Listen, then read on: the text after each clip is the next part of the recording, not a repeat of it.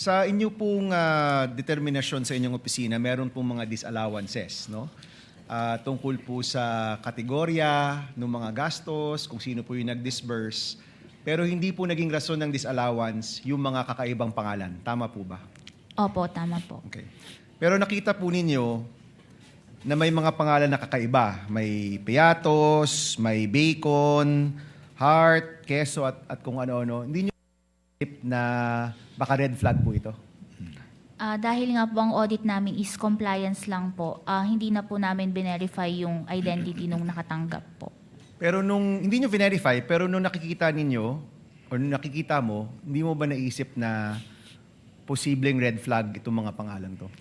We presume po kasi regularity kasi po merong certification under oath yung SDO. This was used for the confidential operations of the agency and these are necessary and for legal purpose po yung naging paggastos ng confidential fund. Okay, so nag-consult na kasi yung iba naming abogado kay former Commissioner Heidi Mendoza.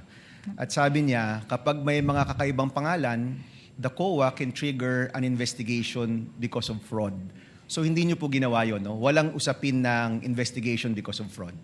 Yung sa fraud audit po kasi, yung possibility po, pinag-aaralan pa kasi kung magpo-fraud audit po, this is the first time and yung documents po, yung transactions involving the OBP and DepEd po, contains voluminous documents na with sensitive information na pag naibigay po sa ibang opisina, baka po magiging exposed siya. Okay, so ulitin ko so hindi kayo nag-trigger ng investigation of fraud or nag-trigger kayo?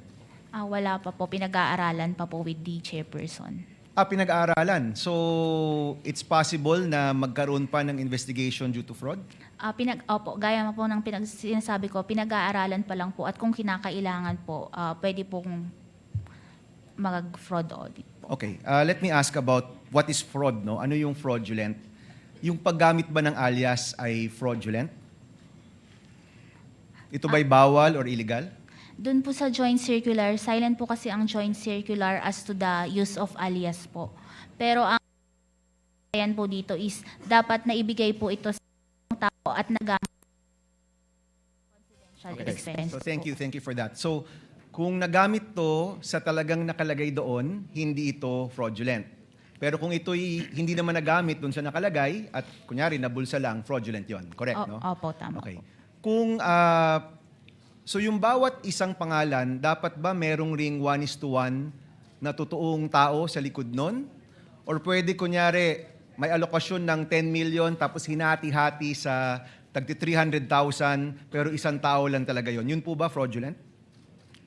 Ang kwan ko po doon is isang tao lang yung nakatanggap based doon sa acknowledgement receipt po na yun. Okay. So sa inyo pong professional opinion, kailangan po yung bawat AR ay may katumbas na totoong tao, kung yun man ang kanyang pangalan o meron siyang meron siyang totoong pangalan. At yung nakalagay doon sa report na activity, yun dapat talaga yung nagawa. Tama po ba? Opo, tama po. Okay.